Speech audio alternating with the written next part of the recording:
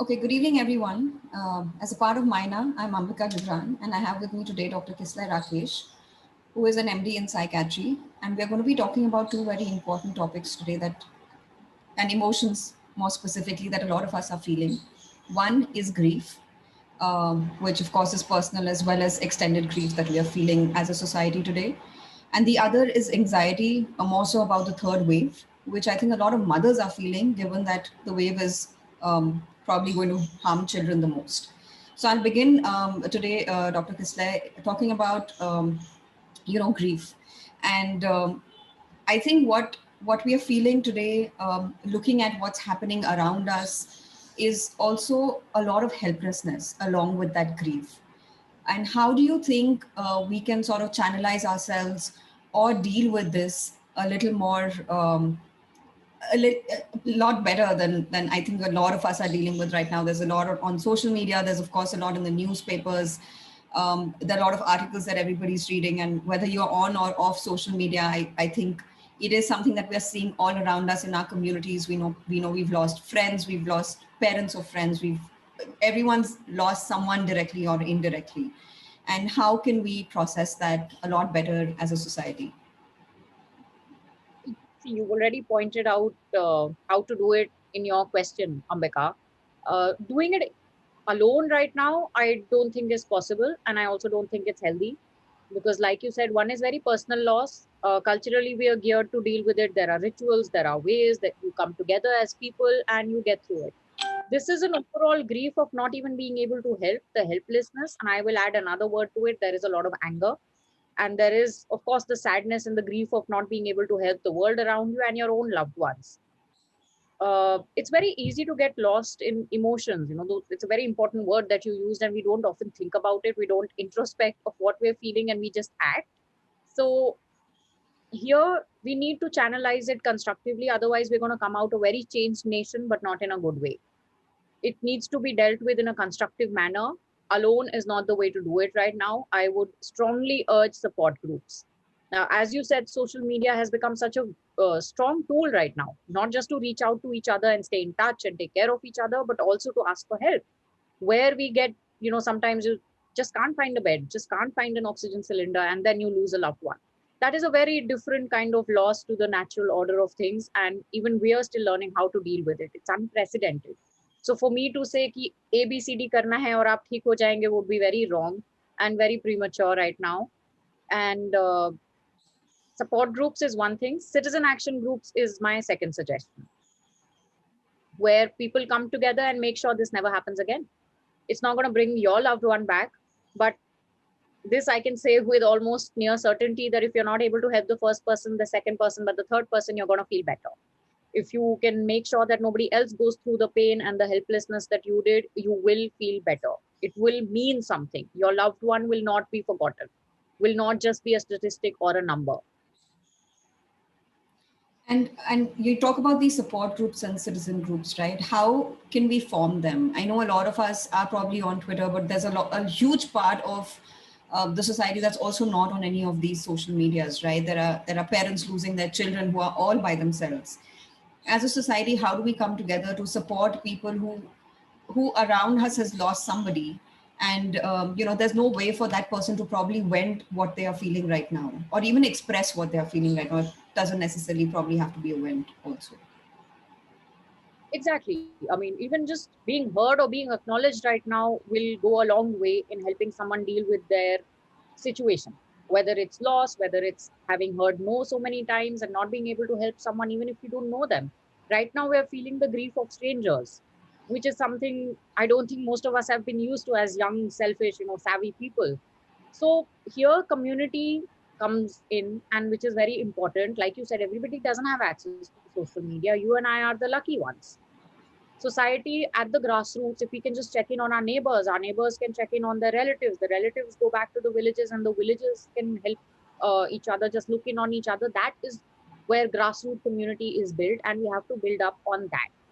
Secondly, since we are the privileged lot on social media, these groups already exist. You can pick small topics. Let's make sure there is enough food to the hungry today.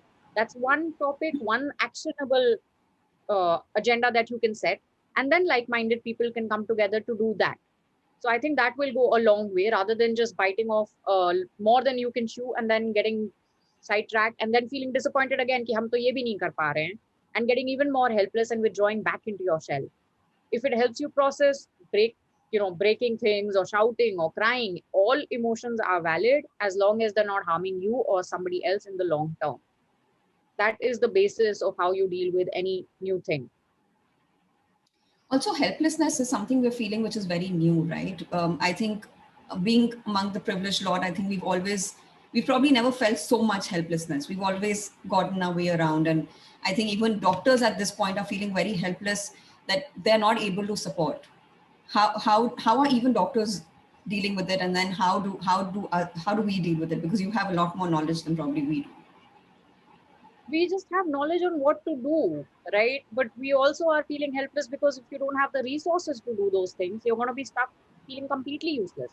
Your knowledge goes to waste. So I would anger that doctors by training are a little more resilient. If somebody gets no or turned away once or twice, they are going to feel disappointed. For us, maybe at the fifth patient or the sixth patient, you're going to feel those things, but you are going to feel those things. And again, for shifting the narrative back from doctors as a community to the larger community, there is a lot of anger here. There's a lot of helplessness because you never thought this would happen to you. And when I say helplessness, I want to bring up learned helplessness because we are at risk of that. We are very close to burning out. We are very tired. We are almost running on empty, and still people at 1 o'clock, at 3 o'clock in the morning are running around and trying to find the ICU bed kahin mil jaye, ventilator kahin mil jaye, oxygen kahin mil jaye. People are still trying. But we are very close to a point where you instinctively say कि कोई फायदा नहीं है, तो कोशिश करने की जरूरत क्या है? This is something I really want to point out and make ourselves aware of it. If you know what's coming, you can sidestep it. Like this wave. If we knew what was coming, we would have prepared and we wouldn't have been in this horrible situation. So let's not get there. Before you get so disappointed कि कुछ भी करने से कोई फायदा नहीं होगा, तो कोई करने की जरूरत नहीं है. Let's not get there because it doesn't matter whether you get a positive outcome or a negative outcome. What matters is that you keep trying. Sooner or later, you will get a result, and trust me, it's going to make you feel a whole world better, especially if you're doing it as a group and it's a sense of achievement. And right now, I think we all need that, some productivity, some sense of achievement. And what is more important than saving a life, even if it is a stranger's? So while we were also talking about grief, and you did mention about support groups, how do these support groups function, and what do you think should be the objective of these support groups going forward? So normally in a support group, you're generally dealing with the emotions that are coming up. And since this is something that we've never dealt with before, in the ordinary course of things, grief has stages. There's the denial and the anger and the bargaining. And then finally, you're depressed, but you accept that it's happened. In these support groups, this is where I brought up the citizen action groups. Something different needs to happen. You cannot take it on yourself. I will bring up another word. With the anger, the helplessness, and the grief, there is guilt. A lot of people are just not able to process the guilt. कि अगर मैं oxygen का arrangement कर लेती, पापा बच जाते. अगर ये कर लेते, what ifs? The what ifs have become so much that we're not able to look beyond it. It is very, very important that we do not carry this burden because it's just going to make you bitter. It's going to make you helpless, and we as a society will fail. So here, something different needs to happen, which is accountability. आपकी responsibility नहीं थी. Your responsibility was to pick up that your relative is ill and take them to the place where they would get help, right? It is not your responsibility to make sure कि oxygen का plant लगा होगा, दवाइयाँ भी मिलनी चाहिए, doctor को भी kidnap करके ले आओ. It was never our responsibility. We were taught to do things a certain way. We were brought up with the belief that society functions in a certain way, and now that system has broken down. So here in these groups, I want you to place the accountability with some judiciousness. Yes, I want to place the responsibility back on the system.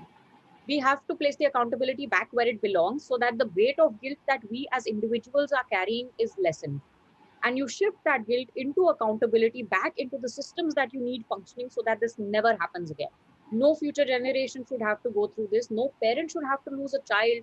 No child should feel like kuch kar liya hota to mummy bach gaye hote. Now that is not something even I know how to tell you to process. If it was preventable, if it's an act of God, you get to blame God. But here it's preventable. It was our collective failing. It's very difficult to process, but we will find a way through if we get together and make sure some systemic changes happen which are permanent. Sure. I think that point noted on what we are feeling as grief. I think what the other thing that a lot of people are feeling, and especially young mothers and are feeling, is that the third wave, which is probably predicted to come sometime in June or July, will be more and more harmful towards the children, and which of course is resulting in a lot of anxiety to younger mothers, where either they are isolating themselves, or they're just not completely equipped as to how to deal with it. What would you suggest, the younger mothers to do? First of all, acknowledge that anxiety is normal. It's a survival response. Our brain, the primitive part of our brain, is warning you that there's something wrong and you need to fix it. So it's absolutely normal to feel that way. Please don't feel guilty about being anxious, or if someone's telling you कि बहुत ज़्यादा घबराती है, ये तो कमजोर है, do not take them seriously. It's fine. But I will also in the same sentence point out there are times when you need help.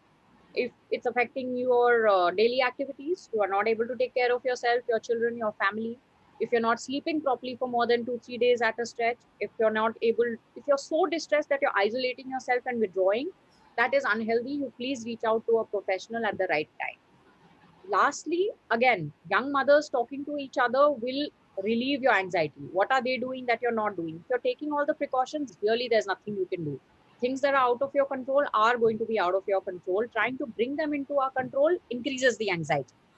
Is that sense of control that we are all looking for right now, but there's so much uncertainty that we don't have it. So we have to let it go. At some point, you have to let it go. Secondly, and more importantly, you need scientific information to get anxious about as well.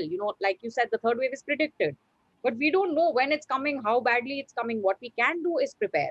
Again, now, if the mothers form a group and start pestering the system or the bureaucrats or whoever's in charge immediately, your pediatricians, are you equipped to take 50 children at one time? If they're not, help them do so. You're going to feel a whole lot better. No matter what happens, you're going to be able to get the help you need. And even if there is a third wave, if children are going to be affected, even there's a minority of children with other conditions, with obesity, with malnutrition, who are going to be affected way worse than 98% of the children. They're going to be fine. They're going to have a fever. They're going to have a rash, and then they're going to be your happy, playful babies back again. So don't worry. Until it happens, let's not worry about things that haven't already happened. Let's just prepare for it. Got it.